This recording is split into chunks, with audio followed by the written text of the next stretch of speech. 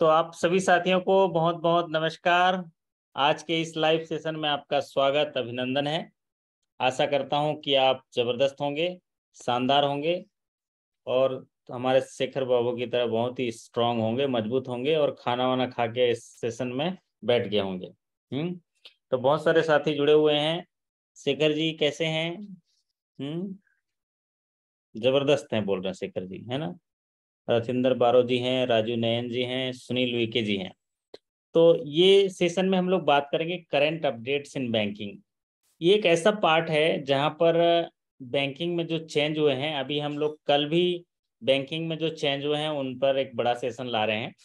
तो पिछले 6 महीने में जो भी बैंकिंग में चेंज हुए हैं, क्योंकि 6 महीने के पहले के बैंकिंग के चेंजेस तो हमारे वीडियोस में आपको दिखे होंगे, बट मैंने एक आइडिया देने के लिए आपको बात यहाँ पर हम लोग डिस्कशन कर लेते हैं कि अभी जैसे आने वाले महीने में एग्जाम है आपका, सितंबर में एग्जाम है। तो आपने क्या करनी है, कुछ ट्रेंडिंग टॉपिक पे आपको तैयारी करनी है और वो भी अपडेट के साथ। तो आप देखिएगा आपके 60% तो रिकॉल क्वेश्चन से आपके सवाल कवर हो जाते हैं। बचे हुए जो 40% होते हैं उनमें 20% इंटरनल, 20% करंट अफेयर से सवाल आते हैं। करंट अफेयर्स का मतलब ये है कि बैंकिंग में जो भी पॉलिसी या रिजर्व बैंक के आधार पर जो चेंजेस हुए हैं उनको जानने की जरूरत है। और मैक्सिमम पार्ट आईबीपीएस हो चाहे बैंक के मैनेजमेंट हो, उनकी अपेक्षा रहती है कि आप जो हैं करंट बैंकिंग में जो अपडेट हैं उसमें आप कितने अपडेट्स हैं, उसके नॉलेज को कितना जानते हैं, ये जानने की उनकी अपेक्षा रहती है आपसे, अगर आप प्रमोशन के लिए जा रहे हैं। तो पहला जो चीज है जो करंट अपडेट्स में जो पूछा जा सकता है वो है आरबीआई के पॉलिसी रेट्स। तो आरबीआई की जो पॉलिसी रेट्स है उसके बारे में वो तो आपको बहुत सारे चेंज होते हैं, लेकिन अगर कोविड पीरियड को देखेंगे तो बहुत काफी दिनों से इस पॉलिसी रेट में कोई चेंज नहीं हुआ था। लेकिन अभी पिछले जो बाई मंथली जो मॉनेटरी पॉलिसी कमेटी बैठक हुई उसमें बहुत सारे चेंजेस किए गए हैं, इसीलिए इसको जो है इसके पूछे जाने की संभावनाएं हैं। तो यहाँ पर एक एक करके अगर हम देखें तो जो करंट आरबीआई के पॉलिसी रेट्स हैं, क्योंकि अभी अगस्त, 2 अगस्त, 3 अगस्त, 4 अगस्त को आरबीआई की मॉनेटरी पॉलिसी कमेटी की बैठक हुई। अब आपका एग्जाम सितंबर में है, अगला जो बैठक होगा वो अक्टूबर में होगा। तो ये पॉलिसी जो है ये चेंज नहीं होंगे, इसीलिए आपको जो है ये पॉलिसी रेट्स याद रखने हैं। तो हम यहाँ पर जैसे रेपो रेट की बात करें तो आरबीआई का अगर रेट्स की बात करें तो दो तरह के रेट्स होते हैं। एक पॉलिसी रेट्स होते हैं, एक होता है रिजर्व रेट होते हैं। तो पॉलिसी रेट्स में रेपो रेट, एसडीएफ, एमएसएफ और बैंक रेट्स और जो रिजर्व रेपो रेट होते हैं। तो यहाँ पर अगर रेपो रेट की बात करें तो हमारे शेखर जी बताएंगे रेपो रेट क्या, रेपो रेट से आप क्या समझते हैं? शेखर जी, रेपो रेट का मतलब क्या होता है? हम्म, आपका माइक ऑन कर लीजिए।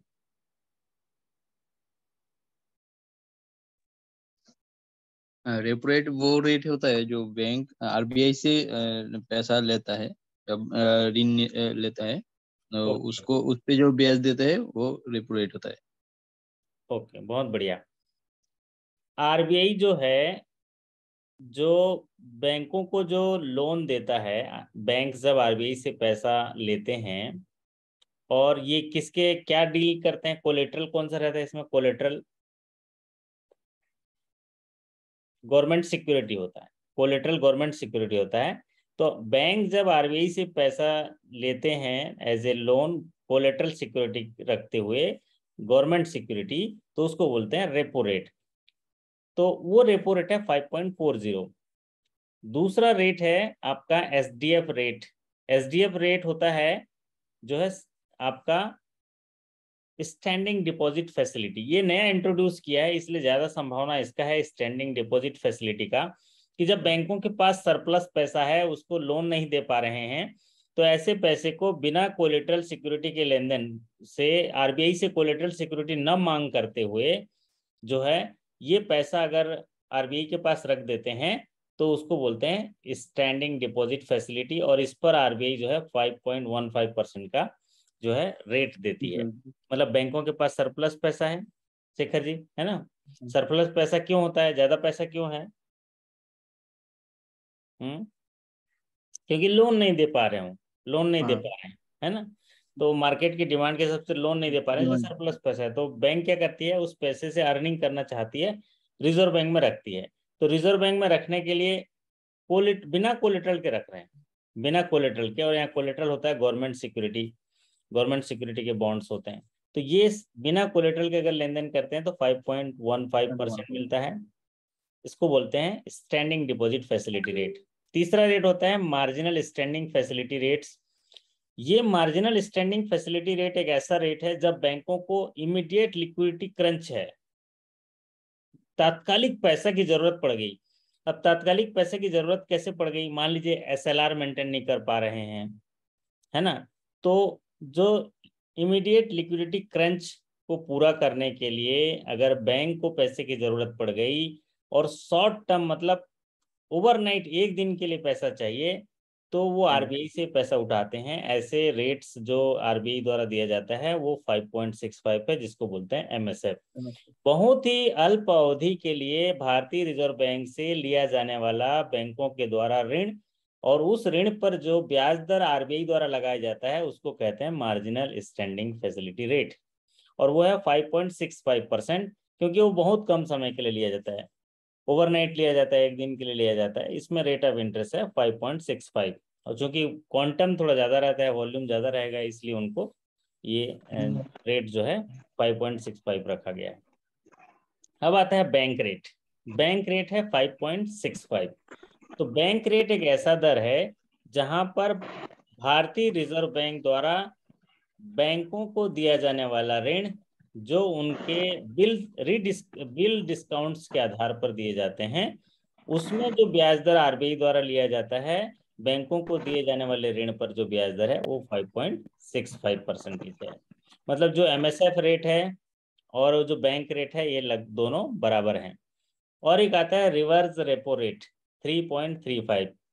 जब बैंक जो है अपना पैसा सरप्लस रिजर्व बैंक को देती है, और इसमें जो ट्रांजैक्शन होता है कोलेटरल सिक्योरिटी होता है, गवर्नमेंट जो सिक्योरिटी होते हैं उसके आधार पर, और रिजर्व बैंक जो ब्याज बैंकों को देगी वो है 3.35%। तो देखिए रेपो रेट, रिजर्व बैंक ब्याज लेगी, 5.40% बैंकों को लोन देगी। Standing deposit facility rate, reserve bank 5.15% देगी बैंकों को, क्योंकि बैंकों का पैसा रिजर्व बैंक के पास है। एमएसएफ रेट, ये रिजर्व बैंक बैंकों से ब्याज लेगी, क्योंकि ये लोन दिया हुआ है इनको उनके लिक्विडिटी क्रंच को पूरा करने के लिए।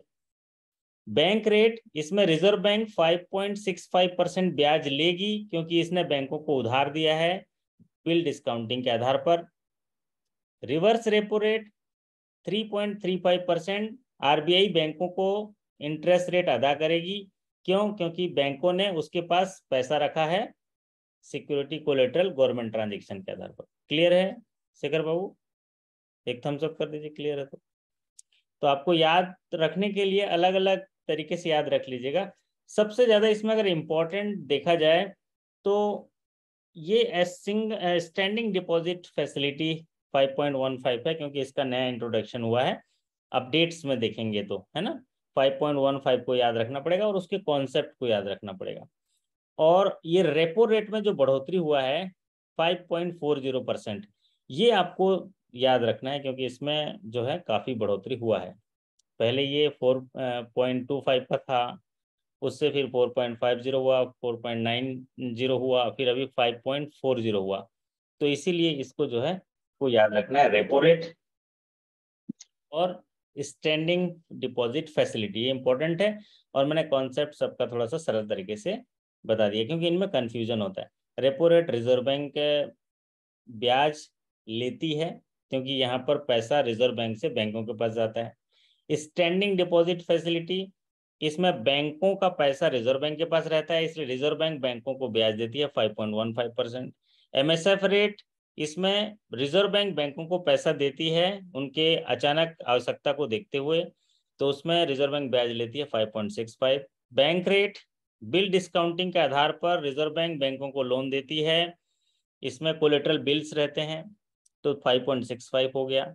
और रिवर्स रेपो रेट, इसमें बैंक जो है अपने पैसा रिजर्व बैंक के पास रखते हैं, तो रिजर्व बैंक ब्याज देती है बैंक को, और 3.35%, और गवर्नमेंट सिक्योरिटी इसमें डीलिंग की जाती है। ये बात है। चलिए, अब होता है एक पॉलिसी रेट के बाद रिजर्व रेट्स होते हैं। और रिजर्व रेट ऐसा रेट होता है जहां पर बैंकों को अपने व्यवसाय का जितना भी जमा जो उनका रहता है net demand and time liability, तो उसका कुछ हिस्सा जो है रिजर्व बैंक के पास रखना पड़ता है। तो इसमें ये दोनों इम्पोर्टेंट हैं। अभी आप देखे होंगे पिछले जो प्रमोशन एग्जाम है, हाँ जी, हमारे विनय कुमार सिंह जी भी आ गए। तो ये पुराने जो आपके प्रमोशन एग्जाम है, इनमें दोनों सवाल पूछा गया, सीआरआर से भी सवाल पूछा गया और एसएलआर से भी सवाल पूछा गया। तो आपको तो ये मॉनेटरी पॉलिसी कमेटी की बैठक जो होती है उसके सारे पैरामीटर, सारे फंडामेंटल आपको याद होने चाहिए, क्योंकि ये एक ऐसा पार्ट है प्रमोशन एग्जाम का जो मैंडेटरी पार्ट है। क्योंकि हम आर्थिक व्यवस्था के मौद्रिक नीति के संशोधन के बारे में हमको ज्ञान हो, क्योंकि उस आर्थिक नीति के सीधे सूत्रधार या जो नहर हैं, जहां तक माल पहुंचाना जा सकता है, पानी पहुंचाया जा सकता है, अर्थ पहुंचाया जा सकता है, उसका नहर हम लोग हैं। तो इसीलिए ये इंपॉर्टेंट है। तो रिजर्व बैंक का एक दूसरा रेट होता है रिजर्व रेट। रिजर्व रेट में दो तरह के रेट होते हैं, कैश रिजर्व रेशियो और होता है स्ट्रेटजी लिक्विडिटी रेशियो। तो ये एक मैंडेटरी रिजर्व रेशियो है, इसीलिए रिजर्व रेशियो कहा जाता है, क्योंकि बैंकों को उनके व्यवसाय, दो मुख्य व्यवसाय किए जाते हैं, पब्लिक से पैसा जमा किया जाता है और पब्लिक को, जरूरतमंद लोगों को लोन दिया जाता है। जहां पर जो अ, अधिक पैसा है, जहां पर पैसा ज़्यादा है वहां से पैसा लेना है, और जहां पर डेफिशिएट पैसा है वहां पर पैसा लोन के रूप में देना है, ये काम है। तो जब हम पैसा जमा करते हैं तो दो तरह के जमा करते हैं, डिमांड लायबिलिटी और टाइम लायबिलिटी।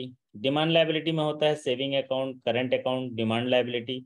डिमांड लायबिलिटी ऐसा होता है जब भी मांगे देना पड़ेगा। और करंट जो आपका टाइम लायबिलिटी होता है, कुछ समय बाद मांगा जाएगा, क्योंकि एक साल का फिक्स डिपॉजिट है, आरडी है, एफडीआर है और टाइम डिपॉजिट है। तो दो, डिमांड एंड टाइम लायबिलिटी। तो पहला तो याद रख लीजिए शेखर बाबू कि अभी जैसे पिछले एग्जाम में आया था, आपके भी प्रमोशन एग्जाम में आएगा कि जो सीआरआर मेंटेन किया जाता है बैंकों के कौन से डिपॉजिट पे, तो कौन से डिपॉजिट पे मेंटेन किया जाता है शेखर बाबू?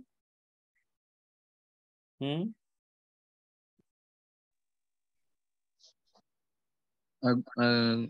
एसएलआर ना।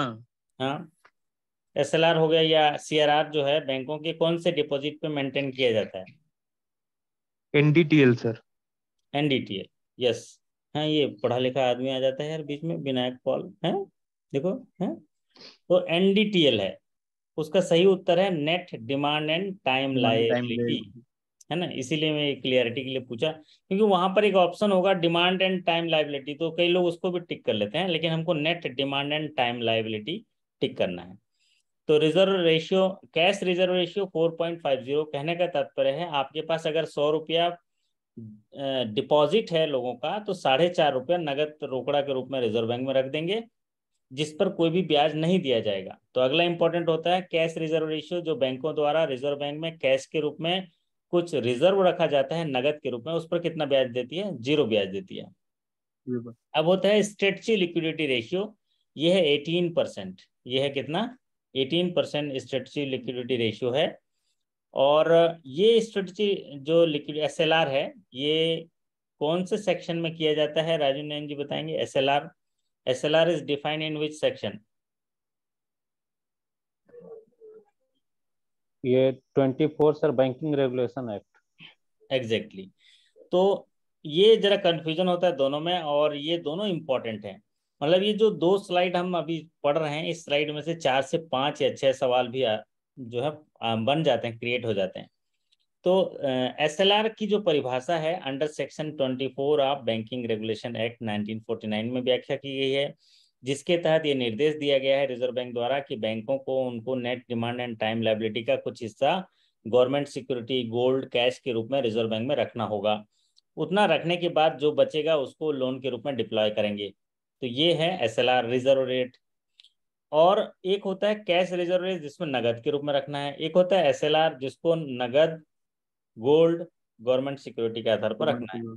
अगला सवाल है रथिंदर बारो जी, बताइए जरा कैश रिजर्व रेशियो जो है, ये जो रेट है, ये कौन से सेक्शन में डिफिनेशन किया गया है?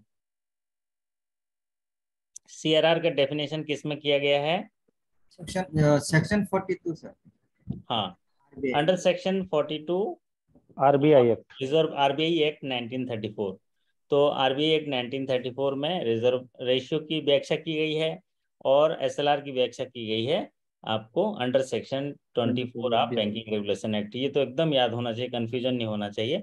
और एसएलआर जो है वो 18%, और इसका मिनिमम जो है, मैक्सिमम जो फ्लोर है 40% है, मिनिमम नो लिमिट है।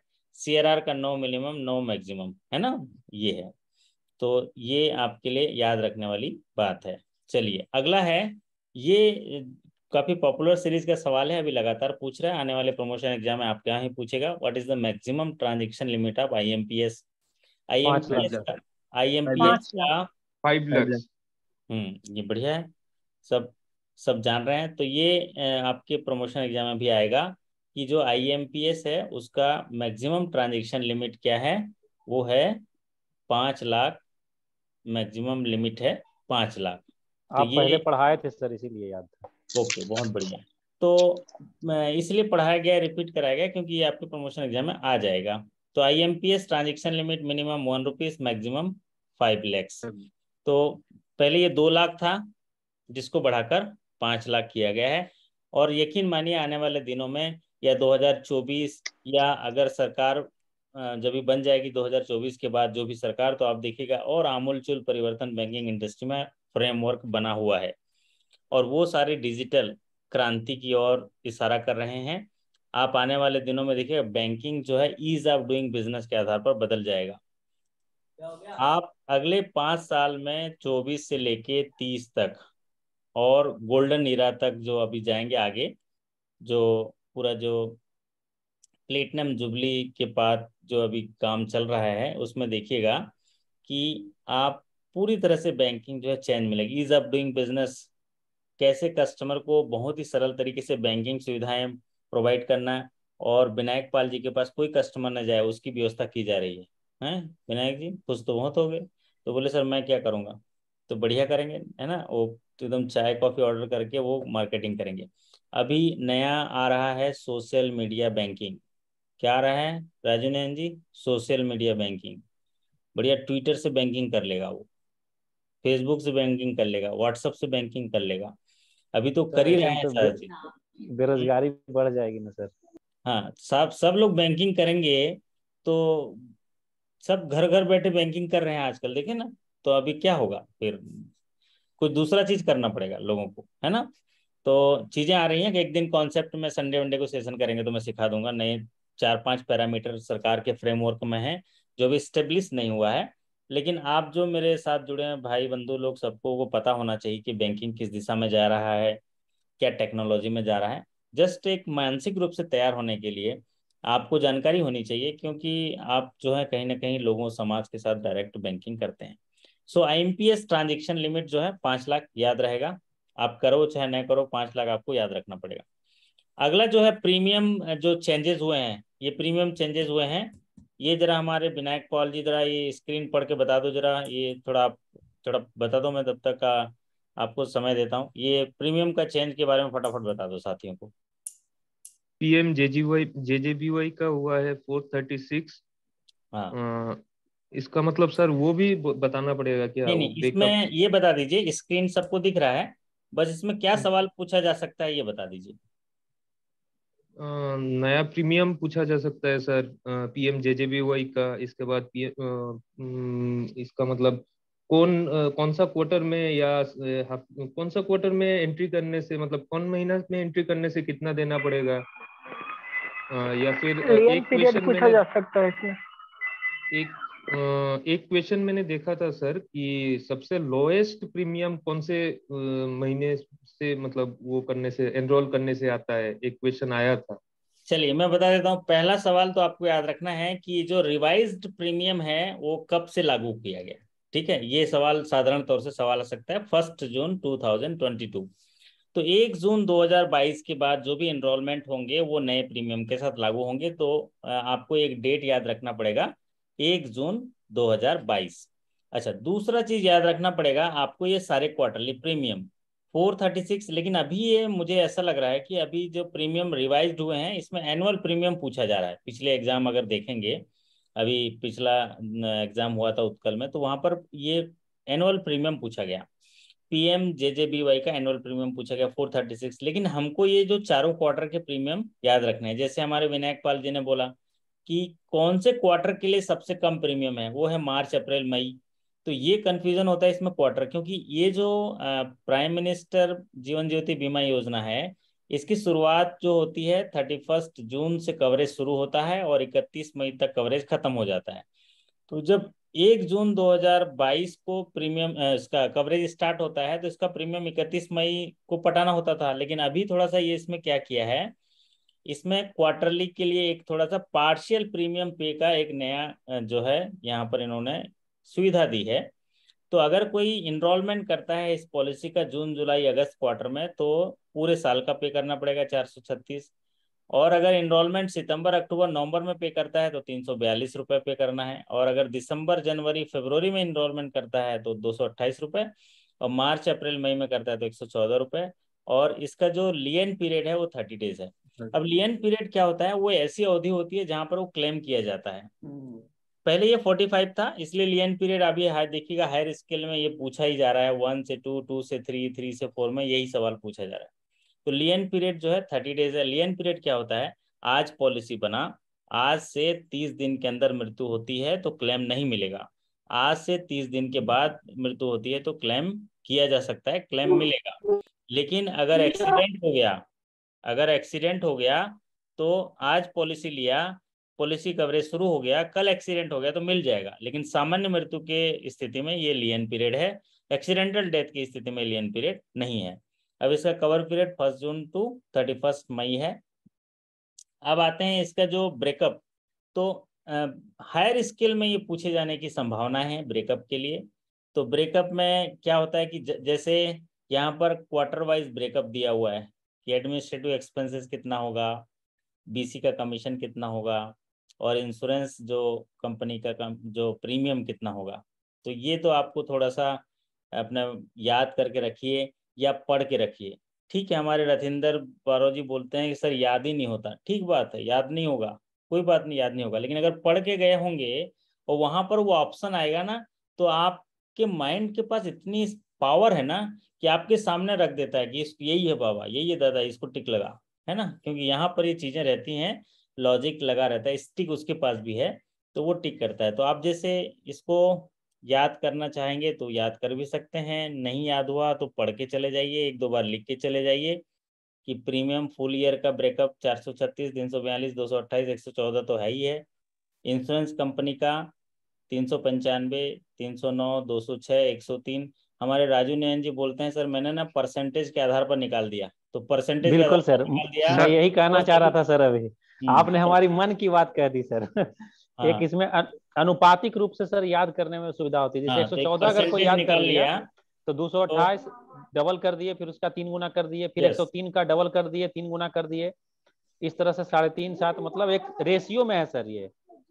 रेशियो में। तो अगर वो रेशियो का परसेंटेज आपने कर लिया तो आपको क्या होगा कि आपको आइडिया पड़ जाएगा कि जो भी क्वार्टर का पूछेगा तो वो उस क्वार्टर का आप निकाल सकते हैं। तो अपने अपने तरीके से आप देख लीजिएगा, रेशियो वाला भी अच्छा है।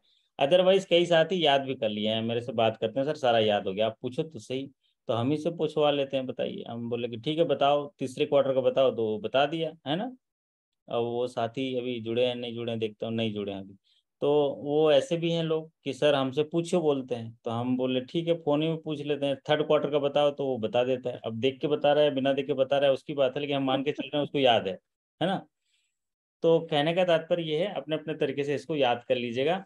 ये भी एक पार्ट है जो हायर स्केल में मुझे ऐसा लग रहा है कि ये पूछ सकता है। 0 to 1 में अगर अभी देखा जाए इस सीजन के लिए तो आपको एनुअल ही पूछ सकता है। अगर ब्रेकअप भी पूछेगा तो एनुअल ही पूछेगा, इसमें बीच के ब्रेकअप नहीं पूछेंगे। अगर कोई साथी जो है फुल ईयर का भी ब्रेकअप याद कर लेता है तो उसका काम बन जाएगा।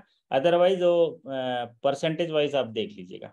ठीक है, चलिए अब बढ़ते हैं सर एक अगले। मिनट सर, यहाँ पे सर जो कमीशन के बारे में पूछता है सर, तो जो कमीशन टू बीसी या एजेंट है तो 30 रुपए है, और एडमिनिस्ट्रेटिव एक्सपेंसेज है 11 रुपए। तो ठीक। अगर बैंक क्वेश्चन आता है कि कमीशन कितना है, तो उसमें क्या जवाब दिया जा सकता है सर? कमीशन 30, कमीशन अच्छा। जहाँ पर आया 30, एडमिनिस्ट्रेटिव एक्सपेंसेस 11, और इंश्योरेंस कंपनी का जो प्रीमियम है 395। अब मान लीजिए आपका जो ग्राहक है वो बीसी ने मोबिलाइज नहीं किया, ना ही कोई एजेंट ने मोबिलाइज किया, तो कमीशन कहाँ जाएगा? विनायक पाल जी बताएगा। बैंक नहीं के नहीं, पास ही आएगा सर। वो पूछता है ना कि बैंक को कितना मिलेगा, तो उसका क्या जवाब होगा? 11 रुपए। हाँ जी विनायक पाल जी।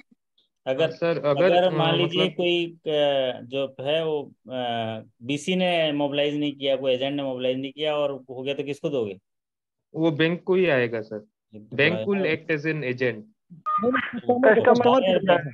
कस्टमर अगर खुद आता है तो कस्टमर को वो बेनिफिट दिया तो जाएगा। विनायक पाल जी तो कमाल कर देगा यार, प्रॉफिट तभी आ रहा है यार इसका।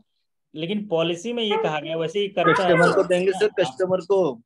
हाँ, ये क्या है एक्चुअल में, आप सभी वैसे ही करते हैं, बैंक के पास क्लेम कर देते हैं और आरडी डिपार्टमेंट के माध्यम से आपको क्लेम आता है C2C में, आप अपने पीएनएल में जमा कर देते हैं। लेकिन पॉलिसी ये कहता है कि अगर ना बीसी ने मोबिलाइज किया ना ही एजेंट में मोबिलाइज किया, तो वो जो कमीशन है, ये जो 30 रुपीज़ का कमीशन है, इसका बेनिफिट आप ग्राहक को दे दीजिए, है ना, ग्राहक को दे दीजिए। तो कितना बेहतर होगा, है ना, कैशबैक ऑफर दे दीजिए। तो ये 30 रुपीज़ जो है आप क्या करिए, जो आपके पीएनएल में ना लेके इसमें इंश्योरेंस कंपनी वाले में माइनस कर दीजिए और उसको वापस कर दीजिए। ठीक है, तो आप या तो इसको कैशबैक कर दीजिए उसके पास, क्योंकि ये तो स्वतः ही आया है काउंटर पे, ये बात है। चलिए अगला सवाल पे चलते हैं। ये है sovereign gold bond. Sovereign gold bond क्या है? क्योंकि गवर्नमेंट की प्राथमिकता है, अभी आप देखे होंगे पिछले अगर 3 साल से देखें, 20, 21, 22, 23, 24, 25, भारत सरकार गोल्ड मोनेटाइजेशन स्कीम से लेके सोवरेन गोल्ड बॉन्ड स्कीम तक जो है बहुत ही प्रमुखता के साथ इसको महत्वपूर्ण जो है भूमिका के साथ देख रहे हैं। तो इसीलिए इसके बारे में थोड़ी सी जानकारी आप रख लीजिएगा। एक सवाल आने की संभावनाएं हैं कि सोवरेन गोल्ड बॉन्ड 2022-23 का सीरीज नंबर 2 जो है 22 से 26 अगस्त के बीच इसका सब्सक्रिप्शन ओपन हो रहा है। ये सोवरेन गोल्ड बॉन्ड क्या है, अभी डिटेल वीडियो सेशन के बाद मैं आपको दे दूंगा, एक वीडियो, 2-3 वीडियो भी बने हुए हैं, उसमें कॉन्सेप्ट क्लियर करने के लिए उस वीडियो देख लीजिएगा। पब्लिक को ये कहा जा रहा है कि आप जो इन्वेस्टमेंट करते हैं अपने पैसे का, वो सोना खरीद के करते हैं। ठीक है शेखर जी, सोना खरीदते हैं। आपके पास सबसे जो पॉपुलर इन्वेस्टमेंट क्या होता है फैमिली में, घर घर में, राजू नयन जी, सबसे पॉपुलर इन्वेस्टमेंट क्या होता है? वही गोल्ड है सर। गोल्ड है ना। और ये भारत के सभी लोगों का मतलब एक पहली प्राथमिकता ये होती है, पैसा होते ही सोना खरीदेंगे, है ना शेखर बाबू, एकदम सोना खरीदेंगे। और तो कंपटीशन भी चलता है, किसके यहाँ शादी है तो किसके गले में ज्यादा सोना हो, ये खरीदा जाता है। तो गवर्नमेंट ये चाह रही है कि आप ये जो सोना खरीद रहे हैं, ये इन्वेस्टमेंट है आपका, वो वैल्यूएबल इन्वेस्टमेंट है, बट वो कह रहे हैं कि आप इसका सोना मत लीजिए, पेपर के फॉर्म में लीजिए, सोना में इन्वेस्ट करिए और उसमें हम इंटरेस्ट देंगे, उसमें हम इंटरेस्ट देंगे। और जो सोने का भाव चलेगा आप किसी भी समय उसको बेच सकते हैं, सेकेंडरी मार्केट में भी बेच सकते हैं, और ऑनलाइन उसको सोना को उस रेट पर आप मान लीजिए, अभी जैसे इशू प्राइस स्टार्ट हो रहा है 5,197 पर ग्राम।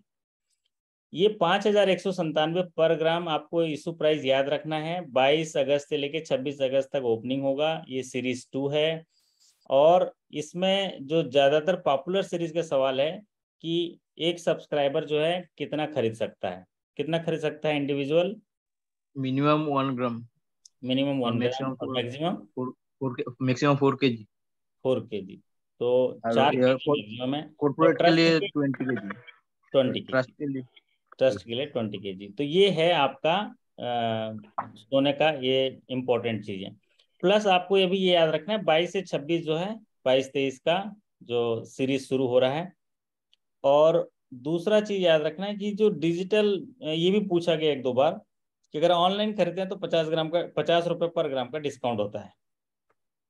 50 रुपए पर ग्राम का डिस्काउंट होता है। एक और चीज पूछा जाता है, इस पर सालाना इंटरेस्ट कितना दिया जाता है? विनायक जी, इंटरेस्ट 2.5% है ना।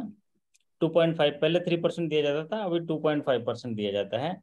तो 2.5% इसमें इंटरेस्ट दिया जाता है। तो इतना याद रख लीजिए, ये बात आपका हो जाएगा। ये तो एक तरह से लॉस है ना सर। कैसे लॉस है बताइए? 2.5 जो इंटरेस्ट दे रहा है, तो अभी बैंक में तो जो है मतलब अगर वो डालेगा तो ज्यादा उसको ये नहीं तो ये मिलेगा ना। सोना का भाव भी तो बढ़ता है ना। 10,000 का सोना खरीद रहे हो तो भाव बढ़ेगा ना, सोना बढ़ जाता है, घट भी हाँ, सकता है, बढ़ भी सकता है। बट सोना मैक्सिमम तो टाइम बढ़ता ही है, सही कह रहे हैं। बढ़ता ही है। तो आप देखो, हाँ। मान लीजिए इसमें ये समझो राजू नयन जी, ये जो सोना आप खरीद के लाए घर पे, है ना, सोना खरीद के लाए, तो इसको रखने का एक टेंशन रहता है, चोरी हो जाने का भी टेंशन रहता है, ठीक है। और अगर इसको लॉकर में रखोगे तो रेंट पे करोगे, लॉकर में रखना पड़ता है ना, लॉकर में आते हैं फिर पहन के जाते हैं, तो वो एक्सपेंसेस है। अगर पेपर में करेंगे इन्वेस्टमेंट, अगर इन्वेस्टमेंट पर्पज से किया है, तब पहनने पहनने के लिए पर्पज से किया है तो उतना तो पहनेगा ही वो, है ना। बट इन्वेस्टमेंट की बात हो रही है, यहाँ पर इन्वेस्टमेंट की बात हो रही है। तो इसमें क्या होता है कि जो सोना आप खरीदे रखे हो, सोना भविष्य के लिए, अपनी बेटी या जिसके लिए भी शादी वगैरह के लिए कुछ फंक्शन के लिए रखे हैं, तो अगर उस पर जो है आप घर पे रखेंगे तो एक चोरी का भय होता है। और मतलब मैं एक छोटी सी बात बताता हूँ। एक हमारे टीचर हैं, साथी हैं, तो वो ऐसे सोना का खरीद के रखे थे फ्यूचर के लिए। तो वो जहाँ भी घूमने जाते थे हमेशा एक पोटली लेके चलते थे। तो हमको पिक्चर वगैरह या उनके जो ब्लॉग वगैरह में दिख जाता था, ये पोटली लेके चल रहे हैं, उसमें सोना रहता था। तो हमने कई बार सलाह भी दिया कि 1,000 रुपये का रेंटल बेस पे एक लॉकर ले लीजिए और कहीं जाते तो रख दीजिए।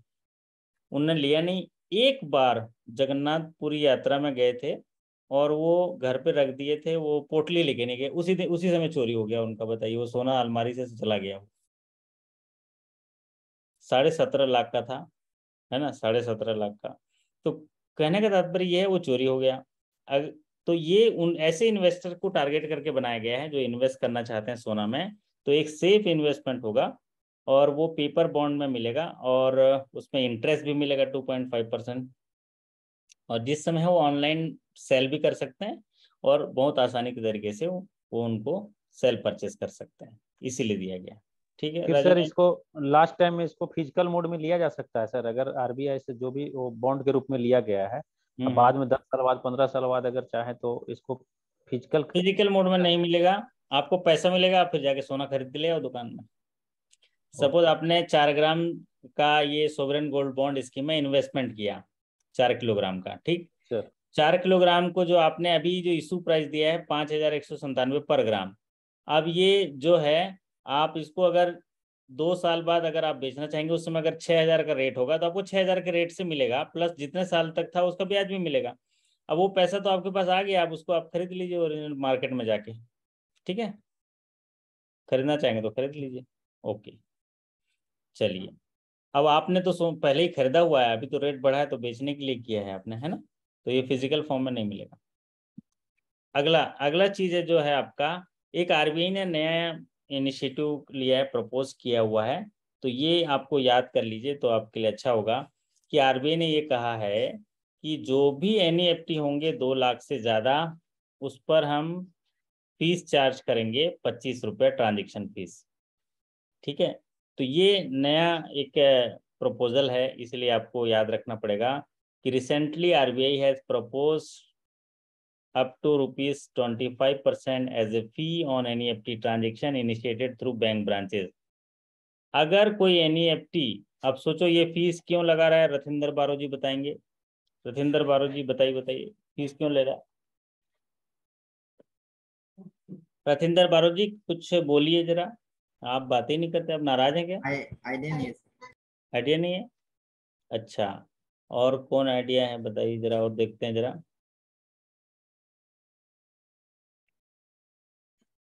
हाँ जी शेखर जी, आप ही बताओ, आप बताते रहते हो कुछ कुछ। सर मीरज ये Mishra, sir Neeraj digital Mishra banking को बढ़ावा देने के लिए है सर। हम्म डिजिटल बैंकिंग को बढ़ावा देने के लिए, ताकि आप। हाँ, ये हुई ना। कहाँ है शंकर महाराज, कहाँ सर हो? सर मेरी तबीयत खराब है, मैं थोड़ा छुपाव में हूँ। अच्छा अच्छा, तबीयत खराब है, चलिए बहुत बढ़िया। Yes sir. लेकिन आवाज तो जबरदस्त है, तबीयत सही हो जाएगी कल है। सर पेन रिलीफ ले रखा है सर। बहुत बढ़िया। तो मेरा ये बात मकसद आप समझ गए कि एनईएफटी काहे कर रहे हो ब्रांच में भैया शेखर बाबू? हैं, एनईएफटी क्यों कर रहे हैं? मीरा जी हैं। एमपीएस या यूपीआई करने के लिए जो इसको चार्ज दिया है ना, हाँ हाँ हाँ। आईएमपीएस, जबकि आईएमपीएस करे कस्टमर, आईएमपीएस और हम्म यूपीआई डिजिटल ट्रांजैक्शन के लिए। हम्म। तो ये मैं कह रहा हूँ कि आप जो है ब्रांच में जो भी एनईएफटी पंच हो रहा है, होगा, राजू नयन जी सुन रहे हैं ना? ब्रांच में जो भी एनईएफटी सर पंच होगा और उसका अमाउंट 2 लाख से ज्यादा होगा, 2 लाख से ज्यादा होगा एनईएफटी, तो समझ लीजिए कि उस पर चार्ज लेगा आरबीआई। किससे चार्ज लेगा? बैंक से चार्ज लेगा, है ना? बैंक से चार्ज लेगा। मतलब जो 2 लाख रुपए से ज्यादा के एनईएफटी किए जा रहे हैं, ट्रांजेक्शन सेटलमेंट किए जा रहे हैं, वो उनको बोल रहा है कि उनको नेट बैंकिंग दो, उनको ऑनलाइन दो, इसीलिए वो चार्ज क्रिएट करेगा। एज सच आरबीआई जो है एनईएफटी पे कोई भी फीस बैंकों से नहीं लेती है, लेकिन ये प्रपोजल किया है कि जो भी एनईएफटी 2 लाख से ऊपर होंगे उन पर जो है 20 रुपये। आरबीआई 25 रुपये पर ट्रांजेक्शन फीस लेंगे। ये बात है। चलिए, तो इसको याद रख लीजिए। अगला जो इम्पोर्टेंट है वो है emergency credit line guarantee schemes में एक बढ़ोतरी किया हुआ है। तो जैसे कि कल मैंने वीडियो दिया था emergency credit line guarantee schemes में, एकदम क्लियर है विनायक पाल जी? एकदम अच्छे से देखे उसको? हाँ सर, थोड़ा बहुत क्लियर है सर। हाँ, इमरजेंसी क्रेडिट लाइन, फिर 1.0, 2.0, 3.0, 4 फिर एक्सटेंशन भी किया गया। तो उसको सरल तरीके से मैंने 2-3 मतलब बार रिपीट करते हुए बताया ताकि आप लोगों को समझ में आए। तो उसी कड़ी में देखिए, इमरजेंसी क्रेडिट लाइन में जब भी एक्सटेंशन हुआ है, चूंकि ये एक्सटेंशन इस फाइनेंशियल ईयर के लिए है, क्योंकि कोविड का इफेक्ट के बाद उसको सस्टेनेबल एक स्टैंड देने के लिए मार्केट में ये सरकार जो है emergency credit line guarantee scheme देती है। और ये इसलिए देती है कि बैंकों में साहस आए कि ऐसे इंडस्ट्री में जो ऑलरेडी इस जो महामारी में फंसे हुए हैं उनको ठीक तरीके से सस्टेनेबल रास्ते तक ले जाएं। अब जो कैबिनेट, यूनियन कैबिनेट ने, जिसमें प्राइम मिनिस्टर मोदी जी जो चेयरमैन हैं, उन्होंने इसको लिमिट को बढ़ाया है। 50,000 करोड़ का बढ़ोतरी किया। पहले 4.5 लाख करोड़ का जो कॉर्पस दिया था बजट में, अभी उस बजट को बढ़ा के 5 लाख करोड़ किया है। तो आपको क्या याद रखना पड़ेगा, ये कॉर्पस बढ़ाया गया है emergency credit line guarantee scheme के तहत, जो है सहायता विस्तारित करने के लिए एक बजट बढ़ाया गया 50,000 करोड़ का। पहले ऑलरेडी 4.5 करोड़ था, 4.5 लाख करोड़ था, अब वो 5 लाख करोड़ हो गया, मतलब 50,000 करोड़ की बढ़ोतरी की गई। ये बढ़ोतरी क्यों की गई है? ताकि ऐसे इंटरप्राइजेज जो हॉस्पिटल सेक्टर से जुड़े हों, हॉस्पिटलाइज सेक्टर में काम कर रहे हैं, उन्हीं को फैसिलिटेट करने के लिए। तो क्या याद रखना पड़ेगा आपको कि हॉस्पिटल सेक्टर में जो काम कर रहे हैं, जिनको, उनको जो है enterprises, hospital and related sector, इनके लिए ये एक्सटेंशन किया है 50,000 करोड़ का। और ये इंक्रीज जो है ऐसे जो हॉस्पिटलिटी सेक्टर में एंटरप्राइजेस हैं उनके लिए दिया गया है, और ये डिस्रप्शन कोविड-19 की वजह से दिया गया है। और इनकी अपेक्षा है कि ये 50,000 करोड़ जो है बैंकों के माध्यम से विस्तारित होंगे। और ये सैंक्शन जो दिया गया है, इसमें जो टाइम वैलिडिटी दिया गया है 31 मार्च 2023 तक इम्प्लीमेंटेशन के लिए। और यहाँ पर जो ये एलिजिबल होंगे, जो सैंक्शन किए गए हैं 5 अगस्त 2022 तक, 5 अगस्त 2022 तक जो भी लोन सैंक्शन किए गए हैं, loan of about ₹3.67 crore have been sanction till 5 अगस्त तक 3,67,000 करोड़ सैंक्शन हुए हैं। इसकी लिमिट बढ़ाई गई है 31 मार्च 2023 तक। पहले ये 30 सितंबर तक ही इसका लिमिट था, 30 सितंबर 2022 तक कि 4.5 लाख करोड़ का टारगेट पूरा करने का। 4.5 लाख करोड़ में से 3,67,000 करोड़ पूरा हो गया। ये 5 अगस्त की बात है। अब इस लिमिट को बढ़ाया गया 31 मार्च 2023 तक और लक्ष्य रखा गया है 5 लाख करोड़ का। तो आपको याद रखना है कि 5 लाख करोड़ का लक्ष्य। Emergency credit line guarantee scheme के तहत 50,000 करोड़ का इन्हांसमेंट किया गया है जो पहले अनाउंस किया गया था उसमें, और ये hospitality sector and related sector के लिए वैलिडिटी बढ़ाया गया है और इसका टाइम बढ़ाया गया 31 मार्च 2023 तक। तो ये 3 चीजें आप याद कर लीजिएगा। चलिए, अगला महत्वपूर्ण जो अपडेट है वो है इंटरेस्ट सबवेंशन का। इंटरेस्ट सबवेंशन जो स्कीम है इसको रिस्टोर किया गवर्नमेंट ने। इंटरेस्ट सबवेंशन, ये तो बड़ा पॉपुलर सीरीज का सवाल आ रहा है, मुझे लग रहा है कि ये आएगा ही आएगा। इंटरेस्ट सबवेंशन को जो है, पहले कितना इंटरेस्ट सबवेंशन मिलता था राजू नयन जी? 3% सर। पहले इंटरेस्ट सबवेंशन मिलता था 2% का, है ना। 2% इंटरेस्ट सबवेंशन मिलता था और प्रॉम्प्ट रीपेमेंट का जो है कितना मिलता था? प्रॉम्प्ट रीपेमेंट का 3%। 3% सर, है ना। तो अब वो इंटरेस्ट सबवेंशन को अभी इन्होंने चेंज किया है 1.5% पर annum for short term agriculture loan up to ₹3 lakh. ऐसे हितग्राही जिनको 3 लाख रुपए का लोन दिया जाएगा शॉर्ट टर्म एग्रीकल्चर के लिए, तो उनको जो है यूनियन कैबिनेट ने अप्रूव किया है इंटरेस्ट सबवेंशन 1.5%। 1.5% ऐसे फाइनेंशियल इंस्टीट्यूट जैसे public sector bank, private sector bank, small finance bank, regional rural bank, cooperative bank, तो ऐसे कॉमर्शियल बैंक जो आपके हैं सारे, ये आरआरबीज वगैरह हैं, इनको फाइनेंशियल ईयर 22-23 और फाइनेंशियल ईयर 24-25 के लिए जो लैंडिंग करेंगे उनमें इंटरेस्ट सबवेंशन जो है 3 लाख रुपए तक के लोन जो किसानों को आप देंगे शॉर्ट टर्म एग्रीकल्चर के लिए, तो उसमें इंटरेस्ट सबवेंशन रखा गया है 1.50%। तो 1.50% इंटरेस्ट सबवेंशन है। साथ ही साथ अगर वो ऐसे जो शॉर्ट टर्म एग्रीकल्चर पे दिए जाएंगे जिनमें rate of interest 7% per annum लगाया जा रहा है, मतलब बैंक जो है उसमें 7% पर एनम इंटरेस्ट लगा रहा है, तो उसमें इंटरेस्ट सबवेंशन मिलेगा और वो इंटरेस्ट सबवेंशन 1.5% पर एनम होगा। दूसरा है इसमें एडिशनल 3% इंटरेस्ट सबवेंशन पर प्रॉम्प्ट रिपेमेंट इंसेंटिव मिलेगा। 3% का प्रॉम्प्ट रिपेमेंट इंसेंटिव मिलेगा 3%। तो आपको इस पूरे स्क्रीन में से क्या याद रखना है? पहला ही चीज याद रखना है 1.5% पर एनम शॉर्ट टर्म एग्रीकल्चर। अगर इतना याद रखते हो तो आपका काम बन जाएगा, बराबर है। इसमें क्या करेंगे, जो साथी अपडेट नहीं होंगे वो 2% में टिक लगा के आ जाएंगे। उसमें सीधा सीधा पूछेगा इंटरेस्ट सबवेंशन अवेलेबल कितना है, तो वो 2% में टिक लगा देंगे, काम हो जाएगा उनका। लेकिन गलत हो जाएगा, ये चेंज हुआ है 1.5% पर एनम शॉर्ट टर्म एग्रीकल्चर के लिए। तो आप लोग याद रखिए 3 लाख रुपए तक का लोन, 7% इंटरेस्ट एप्लीकेबल है। तो ऐसे शॉर्ट टर्म एग्रीकल्चर लोन के लिए भारत सरकार के कैबिनेट ने अप्रूव किया है इंटरेस्ट सबवेंशन योजना, जिसके तहत 1.5% सालाना के तहत इंटरेस्ट सबवेंशन दिया जाएगा। ये तो बैंकों को दिया जाएगा ना सर? हाँ जी, ये इंटरेस्ट सबवेंशन तो बैंकों को मिलेगा ना सरकार की तरफ से? इंटरेस्ट सबवेंशन बैंक को मिलता है क्योंकि बैंक जो है कम ब्याज दर पर किसान को जो है वो वित्तीय सेवाएं दे रहे हैं। तो बैंकों को 7%, बैंक जो है 7% की दर से ब्याज देती है, ब्याज से लोन दे रही है किसानों को। तो बैंकों को नुकसान होता है ना कम ब्याज दर में। 7% से हम लोन दे रहे हैं किसानों को और लगभग 5%, 5.5% का जो है हम ब्याज दे रहे हैं जमा पे, तो बैंक को कितना नुकसान हो रहा है? नेट इंटरेस्ट मार्जिन कम हो गया है। इसी को प्रोत्साहित करने के लिए भारत सरकार इंसेंटिव देती है 1.5% पर एनम, है ना। तो 1.5% का दिया, वो बैंक के खाते में आएगा, ठीक है। और ये जो प्रॉम्प्ट रीपेमेंट है, प्रॉम्प्ट रीपेमेंट ये है आपका, कौन देगा ये बोरोवर के लिए? Prompt repayment? बोरोवर के लिए। बोरोवर के लिए।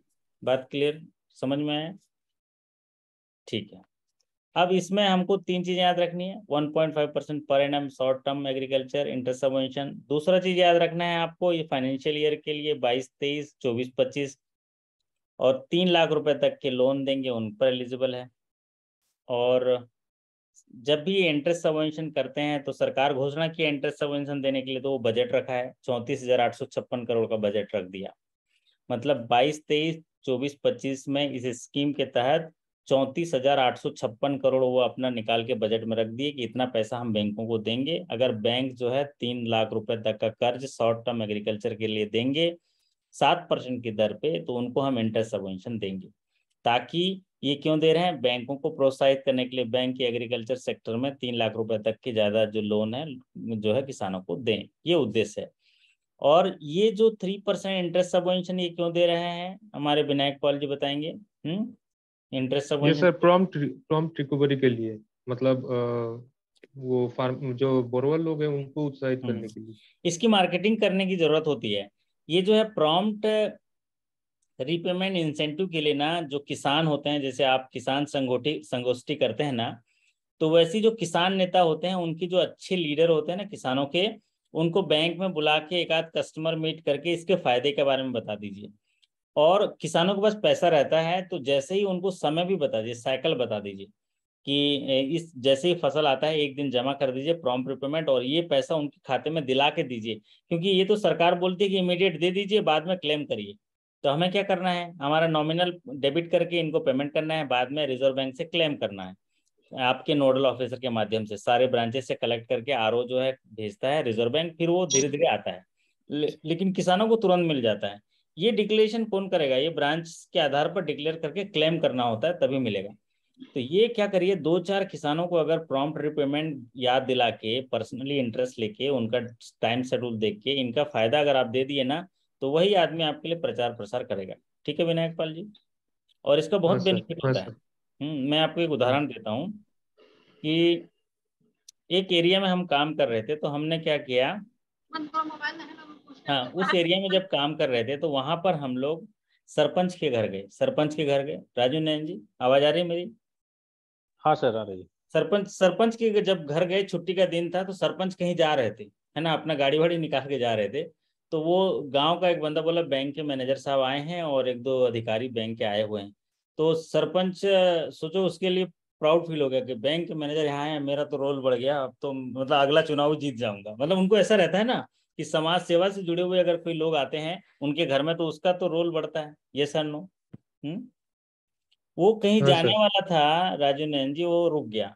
तो हमने कहा सरपंच जी आज तो हम आपके मेहमान हैं, आपके यहाँ रहेंगे, खाएंगे, बढ़िया रहेंगे। अरे सर मेरे लिए अहोभाग्य है सर, हमारे घर तो पूरा बैंक ही पधारा है सर, मेरे को तो बहुत सौभाग्यशाली महसूस कर रहा हूँ। हम लोग उसके यहाँ बैठे, उनको बोले कि आपके इस जहाँ 2-3 गांव का एक पंचायत था, 3 गांव में, तो आपके गांव के बारे में हम थोड़ा सा डिस्कस करना चाहते हैं। तो उस गांव में जितने भी बोले कि आप यहाँ पर सबसे 10 लाख रुपए कमाने वाले किसान कौन कौन से हैं। जो सवाल पूछे कि उसके पास सारा डिटेल है, क्योंकि वो सरपंच है, घर घर गया है ना, वोट मांगने तो गए ही होंगे ना घर घर, तो सबके बारे में मालूम है। तो उन्होंने बताया कि सर 10 लाख रुपए से ज्यादा धान बेचने वाले यहाँ पर 20 किसान हैं, उनके नाम। फिर 5 लाख से 10 लाख के किसान हैं, 10 एकड़ से ज्यादा के किसान हैं, ये सारी। और डिफॉल्टर कौन है उसको भी पता है, डिफॉल्टर कौन है नहीं है सारा पता है। तो हमने ऐसे लोगों को टारगेट किया जो 10 लाख से ज्यादा का धान बेचते हैं और बैंक से लोन नहीं है। आप यकीन मानिए 15 लोग मिल गए ऐसे जो 10 लाख रुपए से ज्यादा का धान बेचते हैं सालाना और बैंक से लोन नहीं लिए। और हमने क्या किया, उन 15 लोगों को स्पेशल इनविटेशन के साथ बैंक में बुलाया। बैंक के बगल में एक अच्छे से जो छोटे रेस्टोरेंट में एक हॉल होता है ना, हॉल होता है जहाँ पर बैठक होती है, चाय पानी लाता रहता है, वहां पर पावर पॉइंट प्रेजेंटेशन में जैसे आपको ये प्रेजेंटेशन दे रहे हैं वैसे प्रेजेंटेशन में उनको 15 लोगों को दिया। उस 15 लोगों में से 8 लोगों को किसान क्रेडिट कार्ड दिया गया और हार्वेस्टर दिया गया उसी सीजन में। समझ में आया? ताली बजा दीजिए।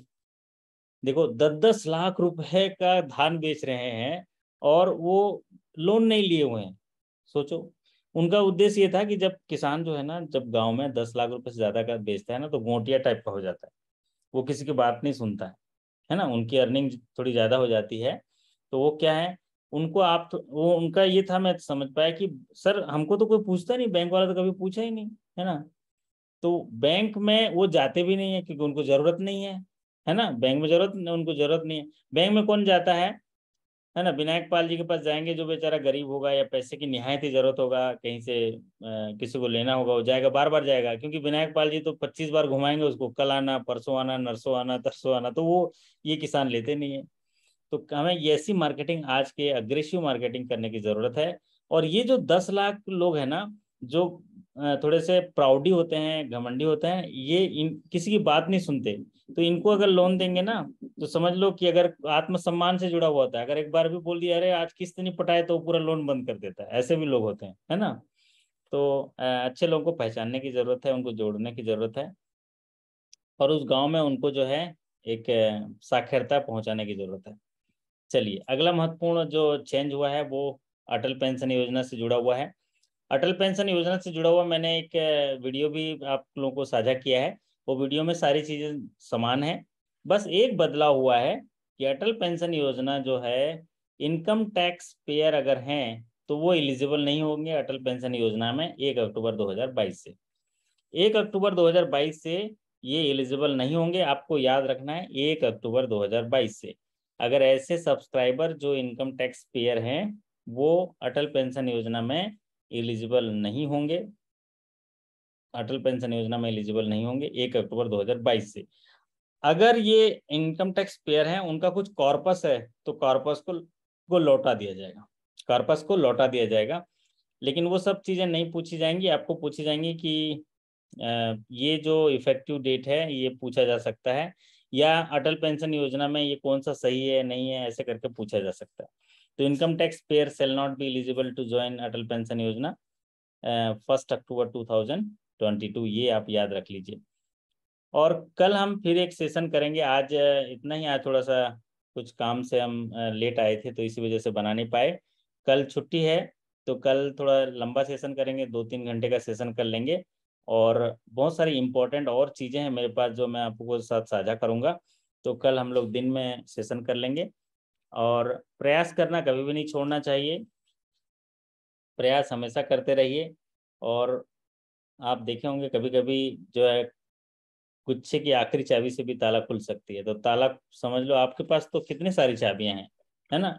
आपके पास कितनी सारी चाबियां हैं, अटल पेंशन योजना की चाबी है, प्रधानमंत्री जीवन ज्योति योजना की चाबी है, गवर्नमेंट स्पॉन्सर की है, सारी चाबियां हैं। तो यकीन मानिए, आप सारी चाबी आप लेके जाइए, वहां पर क्या आएगा, ताला रहेगा, है ना। ठीक है राजू नयन जी, ताला रहेगा, तो किसी न किसी चाबी से तो खुलेगा। क्यों? क्योंकि आपके पास चाबियों का गुच्छा है ना। विनायक पाल जी, बहुत सारी हाँ चाबियों सर। का गुच्छा मैं आपको दिया हूँ। आशा करता हूँ कि इन गुच्छों से आप जो है, जो भी सवाल आएगा, सवाल को मैं ताला मान रहा हूँ, है ना, सवाल को क्या है, ताला मान रहा हूँ, आप उसको खोलने में सक्षम होंगे। ऐसी आशा और भरोसा के साथ आज के सेशन में यहाँ पर कंक्लूड करते हैं। हमारे पंकज ये कुमार जी क्वेश्चन बोल रहे था। हैं कि सर एमपीजीबी का सर्कुलर पॉलिसी सर डिस्कस करवा कल दीजिए। क्या आईटी पॉलिसी के ऊपर एक वीडियो एक क्लास लीजिए ना सर। हाँ हाँ, आईटी पॉलिसी पे भी क्लास लेंगे, बना रहा हूँ। ये जैसे एमपीजीबी के बहुत सारे पॉलिसी हम डिस्कस कर चुके हैं पंकज जी, आप उसको देख लीजिएगा। और फिर और भी पॉलिसी बना रहे हैं हम एमपीजीबी का। तो मेरे ख्याल से अभी 20-22 वीडियो तो एमपीजीबी के बन चुके हैं, आपके लॉगिन सेक्शन में हैं, आप जरा चेक कर लीजिएगा। मेरे को लग रहा है कि त्रिपुरा ग्रामीण बैंक के 3-4 पॉलिसी ही बने हैं अभी, है ना। हाँ तीन सर। चार पॉलिसी बने हैं। क्रेडिट जी सर। पॉलिसी है सर, वो सर हम्म। प्लीज बना दीजिए। तो मैं जरा यहाँ पर 1 मिनट आपको स्क्रीन साझा करता हूँ, जरा चेक करते हैं कौन सी पॉलिसी बनी कि नहीं बनी है। तो अभी कौन पासवर्ड देगा, किसका ईमेल आईडी लॉगिन करना पड़ेगा, 1 सेकंड रुकिए जरा। कहता पता नहीं बना के नहीं। हाँ हाँ हाँ, कोई बात नहीं, अभी मैं आपको दिखा रहा हूँ।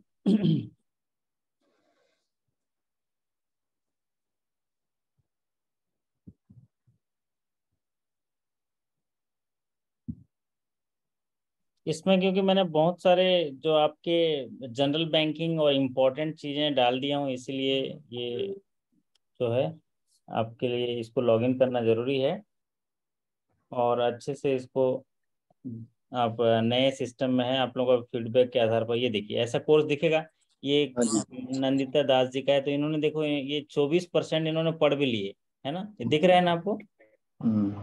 है ना राजू जी, विनायक पाल जी दिख रहा है हाँ सर हाँ दिख दिख रहा रहा है है। सर, ना। काफी दिख रहा पढ़ाई है। कर ली है, देखो अभी 2 दिन पहले तो ये 15 अगस्त तो को ये बहुत पढ़ लिया है वेबसाइट लॉन्च सर। किया, और ये 24 जी नहीं सर, ऐसा कुछ नहीं है, देखा थोड़ा थोड़ा।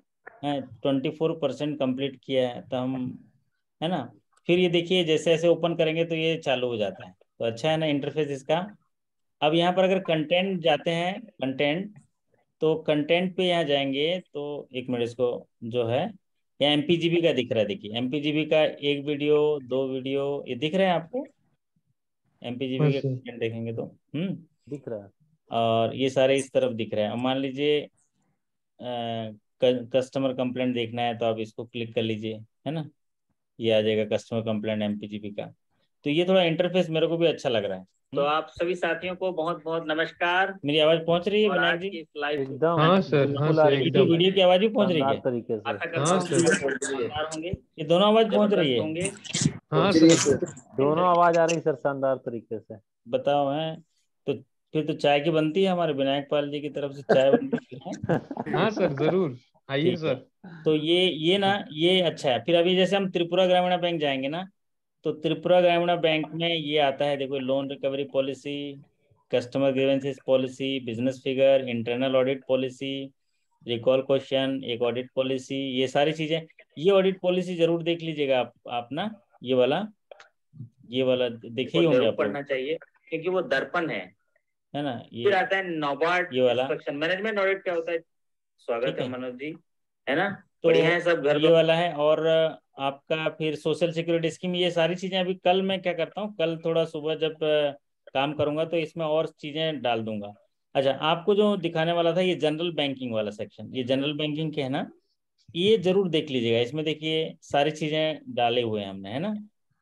ये सेल परचेस एनपीए बिल्कुल डिफॉल्टर, जो इंपॉर्टेंट चीजें हैं वो और अपडेटेड चीजें हैं यहाँ पर रहेंगी, जो पुरानी चीजें हैं वो यहाँ पर नहीं रहेंगी, है ना।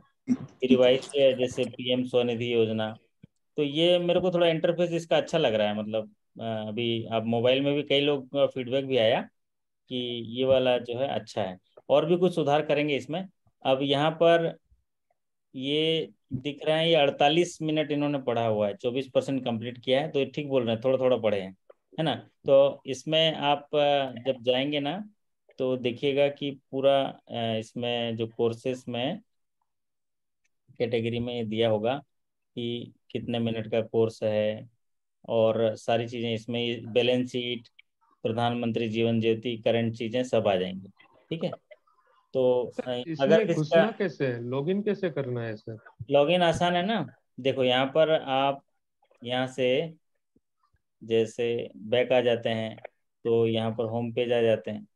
तो आपको ये तो नंदिता जी का है ना, हम्म, ठीक है। तो लॉग आउट हो जाते हैं। तो यहाँ पर ये हम्म, व्यू कोर्सेस है, ये देखिए व्यू कोर्स दिख रहा है। हम्म, हाँ हाँ व्यू सर। कोर्स पर क्लिक करिए। व्यू कोर्स पर क्लिक करेंगे तो ये एक ही मैंने डाला है, कंफ्यूजन ना होकर के भी एक ही डाला है। तो इसको क्लिक करेंगे। क्लिक करने के बाद यहाँ पर बाय कोर्स पे जाएंगे। तो बाय हम्म, कोर्स पे जाने के बाद ये दिखेगा। फिर चेकआउट कर लेंगे। हम्म। चेकआउट करने के बाद यहाँ पर है, तो यहाँ पर बताओ इनका क्या नाम है, विनायक पाल जी आपका मेल आईडी बताइए। BINAYAK BINAYAK dot dot PAUL हम्म 1989 @gmail। अच्छा, ये मेल आईडी यहाँ पर डालना है ना, यहाँ पर नाम रहेगा, ठीक है सर। ठीक है। मेल आईडी यहाँ डाल दिए, यहाँ पर नाम डाल दिए, ठीक है।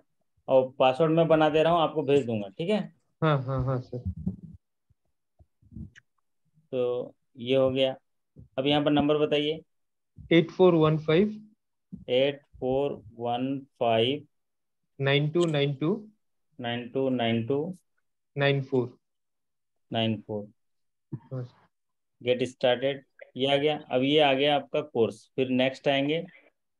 नेक्स्ट आएंगे तो यहाँ पर आ गया विनायक पॉल, ये आ गए, है ना। तो हाँ फिर यहाँ सर। प्रोमो कोड आया, ये प्रोमो कोड आया ना, तो यहाँ हाँ पर हाँ मैं सर। प्रोमो कोड डाल रहा हूँ, है ना। तो सबके लिए अलग अलग प्रोमो कोड है, ठीक है। ये विनायक पाल के लिए प्रोमो कोड डाल दिया है, तो ये प्रोसीड टू पेमेंट, इतना तो पेमेंट कर दोगे ना विनायक पाल जी हाँ कि? हाँ सर, कोई ठीक, बात नहीं सर।